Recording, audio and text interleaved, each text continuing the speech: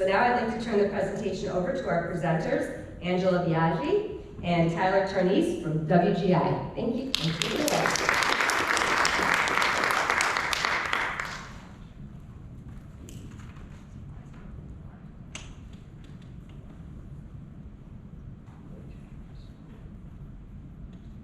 Good evening, ambassadors. Thank you for having us here tonight. I'm Angela Biaggi with WGI. I see a few familiar faces in the crowd from the last meeting I was at. I think it was in February, where we were just kicking off our work with the vulnerability assessment. So I'm here tonight with my team to give you guys an update on where we're at with the process and also get some feedback from you in order for us to wrap this up and satisfy the requirements of our grant. So this is a climate change and vulnerability assessment is what we've been working on conducting. Today what we're going to go over, I'm going to have Tyler give an overview of the vulnerability assessment, just sort of some broad general overview on what exactly this means, why it matters, and what are some of the benefits of this program. Also the accomplishments and the work that we've done to date, some of the findings that we have, and then what our path forward is. And this is where we really need to get the input from you guys tonight. It's very important that you help us out with this establishing the path forward. And then we'll have Q&A also if there's any follow-up questions. So with that, I'm going to turn it over to Tyler. He's going to give you this overview of the vulnerability assessment, and then I'll come back and go over the findings that we have. Thank you, Angela. And I just want to echo again, it is crucial that if you guys could participate and vote at the end of this, because your input is very much so needed. So just to start off here, what is a vulnerability assessment? Vulnerability assessment it helps a community determine the physical, social, and cultural assets that are likely to be impacted by future flooding, rain events, and heat. Vulnerability assessments provide the necessary information to make an impactful change and resiliently plan for the future. Thank you. The best way to think about it is it's a blueprint for the future. This is going to give your city officials, your government here, a foundation to build upon, and then to go to the state for funding to then go for future projects to help you guys build resiliency and be adaptable to change as it comes. So how did a vulnerability assessment come to be, and where did this come from? If you do recall, the last 10 years have been quite cumulative when it comes to extreme weather, climate change, and climate stressors affecting our nation. Florida, believe it or not, was sort of late to the charge when it came to adopting state legislation to have vulnerability assessments. In May of 2021, the Resilient Grant Program was passed through Senate Bill 1954. And what this bill did was it gave the FDEP, the Florida Department of Environmental Protection, the legislation to administer grants in local governments' resiliency planning programs, just like this. This vulnerability assessment is funded through a grant that the FDEP awarded the city of Coconut Creek. So going again, why does this matter? And why should you give us your input at the end of this presentation? Sea level rise, habitat change, flooding, severe weather, heat, rainfall, and drought are serious climate stressors that can have serious repercussions for you and your community. While you may not feel them today, they're there. They're always causing pressures on your infrastructure, your systems, and it will have direct impacts to your health, safety, where you live, your livelihood, and even the most vulnerable people are the most affected by these climate stressors. Natural resources like unique habitats, preserves, and open space serve vital ecosystem services that actually reduce the pressure and alleviate some of that stress. However, they're also vulnerable to these changes, even though they are natural. And then just real quick, I just want to highlight some of the benefits just real fast here. Again, this project is going to highlight potential projects that increase resilience, identify your vulnerable assets, and create a timeline for your city and community to have an action plan. Coconut Creek at the end of this will be able to apply for federal, state, and nonprofit grant funding opportunities and effectively plan for the immediate and resiliency future of your community. Thank you. And Angela. Great, thank you, Tyler. So I'd also just like to reiterate that this is what we call a planning level study. This is not a document where we're having construction projects, right after we finish this or anything like that. This is a plan that is a tool that the city can use to identify those projects and put those projects into their timeline and into their budget. So it's a high-level study, and we anticipate that the results of this study are going to be potentially different studies or potentially identifying certain types of projects, but still a very kind of a high-level study. All right, so kind of where we're at with this today and the work that we've done. So when we first started this, we started the process by acquiring our background data. And this was done utilizing GIS, different mapping programs and different types of sources from NOAA, from FEMA, from Broward County, and from the city itself. And with that, we compiled that all together to identify these different threats, as well as what we're calling critical assets. And I'll define that and go into a little more detail on what those critical assets are on a future slide. After that, after we collected all of that data, we looked at and we conducted what we call an exposure analysis. So this exposure analysis is we're reviewing the maps to see kind of where our threats are and where our level of exposure is for certain types of events. Following that, we did what we call a sensitivity analysis. So, if we identified something was impacted or exposed to a certain type of threat, well, okay, what does that mean for that asset? How detrimental is it to that asset if it is exposed to those kinds of threats? And then finally, the last step where we're at today is to identify focus areas. So we looked at prioritizing all the assets and all the threats that we identified, and then we're looking to you guys to help us rank and tell us where it's important to prioritize the projects and the funding moving forward. We utilized a steering committee to help us narrow down and identify some of the different types of sensitivities and some of the different types of assets. We got a lot of very valuable feedback from our steering committee. And the steering committee in this case is comprised of the city departments. We had at least one, many times multiple representatives from the city departments who have been part of this process really from the very beginning to help us give us insight to what's going on into the city. So I mentioned threats. So what are the threats? We studied 4 threats: storm surge, sea level rise, rainfall-induced flooding, and heat. The first 3 are threats that are required by the state to study, and heat was one that is additional that the city asked us to include as well. And then assets. I mentioned what are these assets. There's 4 categories of assets. Transportation assets and evacuation routes. This includes our bridges, our bus stops, parking garages, and all of the roads, state, local, and county roads. Then critical infrastructure is the second asset category. This is our communications infrastructure, solid waste debris sites, drinking water infrastructure, stormwater, drainage, EV charging stations was one that the steering committee asked us to look at as well. The third category is critical community and emergency facilities. So this is our city hall, our police stations, our fire stations, but it's also affordable housing, schools, community centers, even grocery stores and healthcare facilities. So facilities that are critical for the functioning of your community. And finally, we looked at the natural resources. So these are parks, both public and private, as well as any protected lands, surface waters, which is like lakes and ponds, and wetlands.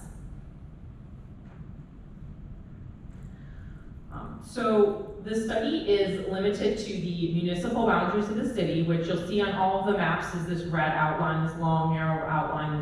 This is the boundary of Coconut Creek. So everything that we did and all the things that we looked at were within that red boundary. The first of our findings was for sea level rise. We looked at NOAA projections, and we looked at going for the 2040, and we looked going out to 2070. So we looked all the way out to those 2 timelines to see if we had any potential impacts from sea level rise. Good news is no impact to your city on this alone. And the same with storm surge. So you can see the blue on this map way out to the east, that represents areas of the county that are affected by storm surge. Coconut Creek itself does not have any, within this timeline of up to 2070, any anticipated impact from storm surge alone. Then we go into this, what we call rainfall-induced flooding. And this is flooding that's kind of like a worst-case scenario flooding. So it's a 100-year storm, 3-day rainfall event, and we looked at high and low scenarios for kind of a best case and worst case of flooding events in those scenarios, as well as our 2 timeline horizons of 2040 and 2070 as well. So what this map represents is this shows areas that may be susceptible to flooding during those events. The darker color represents the more significant areas of flood elevation. So we took that map, and with that map, we looked at our assets. So we evaluated all the asset groups, we overlaid the location of those assets on these maps, and we said, okay, where are they located, and where are ones that are gonna be impacted. So the ones that were of particular importance, and you're gonna see these, the assets that are in the column on the left in the back of the room, so you don't need to remember them, but these were the ones that we found that were particularly threatened by a rainfall-induced flooding event. We had a couple of asset groups that we didn't have quite enough data to determine if they were going to be impacted, but that could be something that the city chooses to look into further, but like for animal shelters, churches, charging stations, and grocery stores, we just didn't have enough data to really make that evaluation. But all the categories on the left-hand column, those are categories that you're going to see in the back of the room that are impacted. So before I get into showing you kind of the results for each of those impacted categories or impacted assets, I just want to refresh some of the definitions or the terms that we're using. The first is exposure. So when I refer to exposure, I'm referring to the level or how, if those assets or resources are impacted by a threat. So is that located in an area that's going to be potentially flooded? And then sensitivity. So sensitivity is this, how significant is it if it floods? Is it going to be impacted, damaged? Is it repairable if it is damaged? What happens to our, is it socially or economically or environmentally significant that there are consequences associated with the damage to that asset? And can we adapt? Can we mitigate? Can we do something to that asset to prevent it from being impacted? So we looked at that, and with the help of the steering committee, we developed criteria in order to evaluate that for all of the assets. And I'm going to show you some graphs here on the next slide so you can visually see what that means. But basically, the higher the sensitivity, the higher the exposure, it's in an area that we've kind of identified as a higher priority. All right, so the first category that we're looking at is roads. And this one kind of opened with, because it's easiest to see what's going on with this. So along the bottom of the chart is exposure. So from 0 to 4 is a level of, those roads, how will they, what level of exposure, what level of flooding may they have. The vertical axis is what we're calling vulnerability and consequences. So that's our sensitivity. So if those roads are exposed, how damaging is that to the workings of the city? We looked at, again, city, state, and county roads. So they're all represented from a different color here. The city roads are the ones in purple, states are the little green dot, and county roads are blue. And so the size of the dot kind of corresponds to the number of roads that were impacted. So you'll see here the ones that are in this red box that are in the top right corner, those are the ones that we're really most concerned about, because those are the ones that have a moderate to severe sensitivity and exposure. So those are the ones we're going to look at focusing on. And in this case, we have 78% of our roads would have a moderate to severe level of exposure based on the data. The second category we looked at is parks. This one is a little tricky because, as you see on that bottom bullet, we didn't have, we're missing a little bit of data for parks. So we're going to keep looking into that to see if we can collect additional data. But the 4 parks that are highlighted in yellow on here are the ones that we've identified as, again, having a moderate to severe exposure. Schools and colleges, Again, this one, 50% of the ones that we looked at do not have any level of exposure, so that's really good news. Community centers, the rec complex is the only one that we flagged as being in that higher priority area.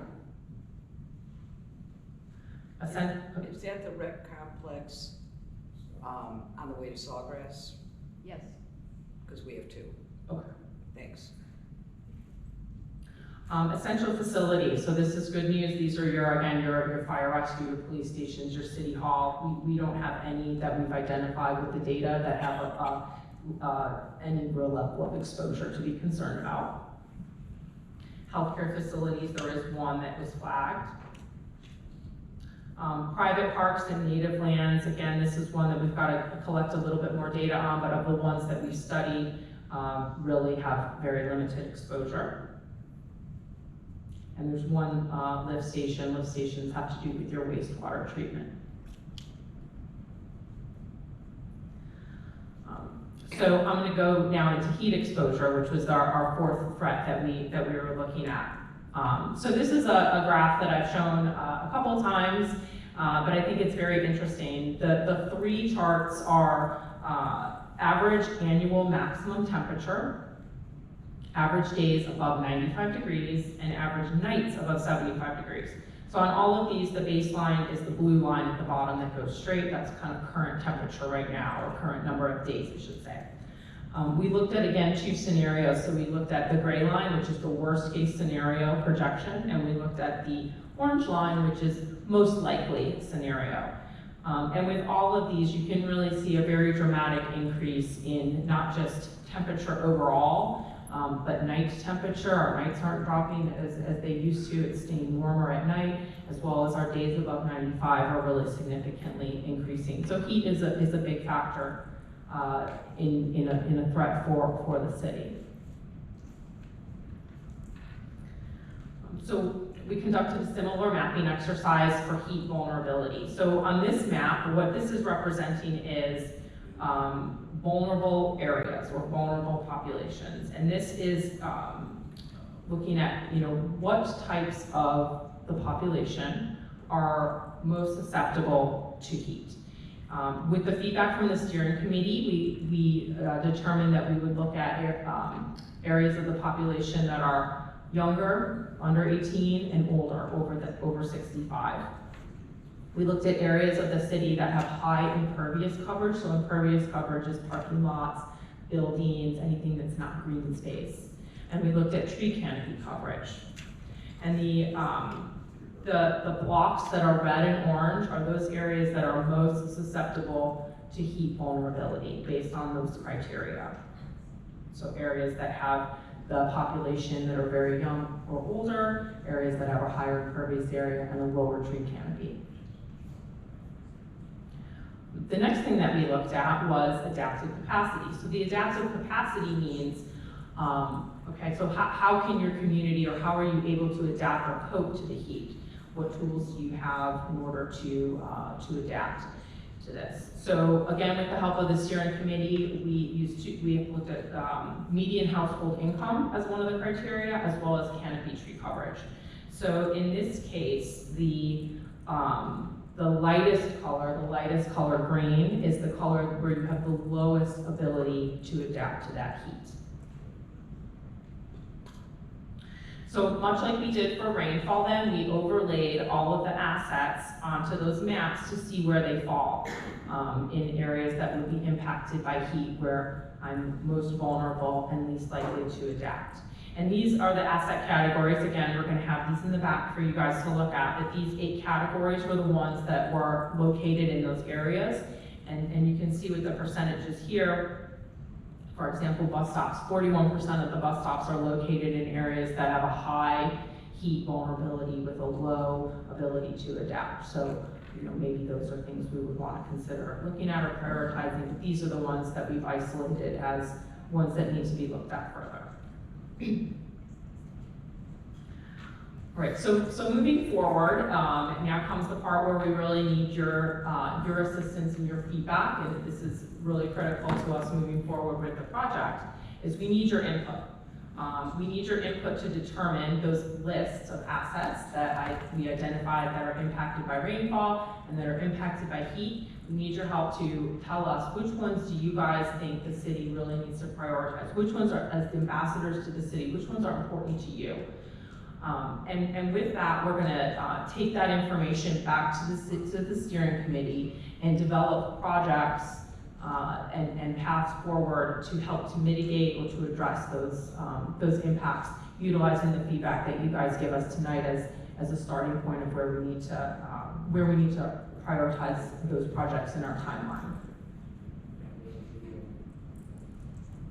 And really this, again, as we've mentioned, as Tyler mentioned, this is a great tool, and this is the way that the city is going to be able to develop those projects for resiliency and adaptability for those assets. Just a little background on focus areas and further information on what we're asking you for to kind of get you thinking when you go in the back and do the activity. Examples of what we mean by a focus area. A focus area can mean a specific area. It can mean a geographic region. It can be a neighborhood. It can be a certain part of the city. So it can be a tangible location. It can also be a type of asset. So maybe it's a type of building or an important road corridor. And it also can mean a certain type of population or demographic. So maybe areas of the city where you have the most densest and the highest density population, where the most people live or are most impacted by it. Maybe it's our vulnerable populations, or maybe it's areas where we have a lot of our employment centers or a lot of jobs are located. So it can be, when you think of the term focus area, it can be any of those things. So we have boards in the back that correspond to these questions, and we're going to ask you guys to go and place your vote on which ones of these assets that you think are most important to prioritize. So we've got focus areas for rainfall and flooding, and again, these were the 8 asset categories that we found were impacted by rainfall and flooding: roads, parks, schools, colleges, community centers, essential facilities, healthcare facilities, parks, and lift stations. So when you go back there, kind of think, which of those things is most important to you? And then we're going to ask the same question for heat. So these 8 are the heat category assets that were impacted by heat: our affordable housing, our bus stops, communications infrastructure, fire and police facilities, government facilities, healthcare, mobile home parks, protected natural lands, surface water, which is ponds or lakes, and our wetlands. So we're going to ask you to vote for which ones are most important. And then finally, our last ask. Once we've identified those assets, what type of tools do you think is important for the city to use in order to address them? So these are 6 different categories that are identified by the state as options for ways that we can address or mitigate for any of these vulnerabilities. Infrastructure can mean green infrastructure or asset hardening. So that's more of like a physical construction type solution. Land use, building codes and standards. This can be something like your climate action plan. Maybe that needs to be updated, or green building standards, improving or expanding upon what you already have. Planning, policy, and management. This is another kind of policy city code tool. It could be, again, looking at your land development codes, how the city operates, or any internal practices that the city government is currently conducting.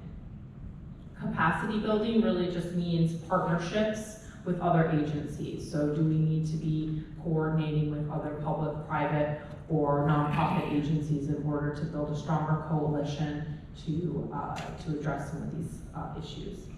Public outreach, what we're doing today. You guys, ambassadors, that's public outreach. So do we need more engagement? Do we need more communication or education for you guys to go out into the community and assist with this? And finally, funding and financing. So that can be just, again, what this project is. This is a grant from the state. It could be pursuing additional grants or loans. It could even be the city is starting to help facilitate homeowner improvement programs, can be included in that category as well. So we have these back on a board also, and we'd like to hear from you as far as give the city a little bit of guidance on how they want to move forward. These are our project team who've been working on this for the last couple months. If you have any questions, myself and Tyler are here with WGI, as well as Eileen from City Engineering and Linda, able to answer any questions you might have. And just my last slide here for your next meeting on November 9th will be with the Parks and Rec Department. So please mark your calendars to come out for that. With that, I finished my presentation, open for questions, but really want to make sure that you guys go into the back of the room. We will be stationed there. We'll have someone from WGI and someone from the city at each of our stations. And want to make sure that you guys have the opportunity to review these maps in further detail, as well as vote on our votes. So I've got one question in the back and I'll come to you. Yes? Two quick ones. Does healthcare facilities, does that include pharmacies? Does healthcare facilities include pharmacies? I don't think it did, no. Okay. And is there any room in the vulnerability assessment looking forward for greenhouse gas reduction, emission reduction? Okay. Aside from just addressing the impact? Yeah, is there any, so the question was, is there any way to look at greenhouse gas reduction? Yeah, so that could be an outcome or a suggestion for one of the future projects. It's not necessarily included in what we're working on right now, but certainly could be a great next step for the city to look at. Mm-hmm. That would be a great example of a policy intervention as a recommendation. Yeah. Say it again. That would be a great example for a policy intervention from one of the previous slides. Yeah. Yes. I think it would be great. I know there's a few commissioners that are really good at education outreach, our education facilities. You really want to get people involved in the environment, go to high schools and colleges, because they're young enough to care more. And I gotta say, seniors, I mean, my mom's in Winmore, they really do care. But the kids or the younger people can be more active, and they'll go out and they'll go door to door and make a presentation at a high school, you know, whether it's, because there's environmental studies, and at the Broward College. I'm just saying, if you get those people, I think that would be an asset to help them get, because they'll ring the bells and Okay. they'll make noise. That's a great suggestion, yeah. Yes. If I recall, the first sentence you said is that you work for WGI. Yes. What is WGI? So we are a multidisciplinary consulting firm. We're a national firm. We are located, headquartered in West Palm Beach though. My team here is with our planning department, but we have engineering, environmental, landscape architecture, survey, architecture, kind of the full gamut for any type of assistance to municipal agencies like the city, but then also we do work with private developers as well. Does WGI stand for something? Yeah, so it stands for Watman Group, Inc. So we were founded by David Watman. The company's been around for over 50 years.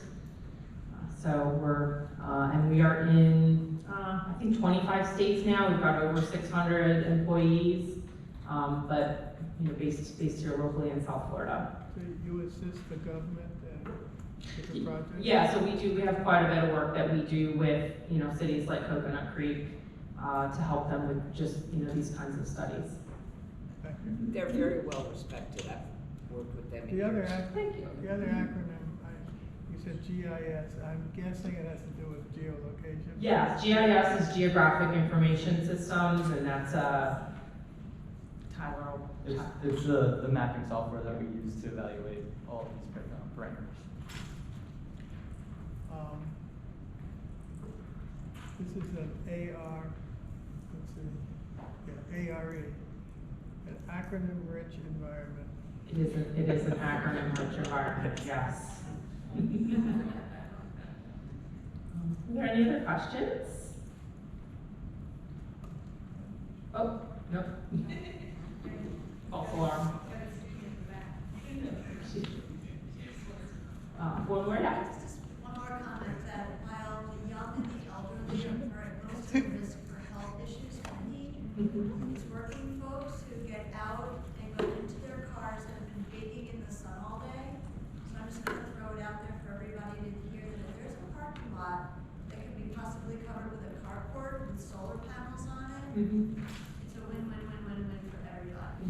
So, just a suggestion. Great, thank you. All right, so I'm gonna ask you guys, before you leave, to come back and take a look at our boards and cast your votes. Again, this is really important feedback that we need for our grant, as well as to continue to move forward with the project. And I thank you guys all for coming out tonight. Appreciate it. Thank you.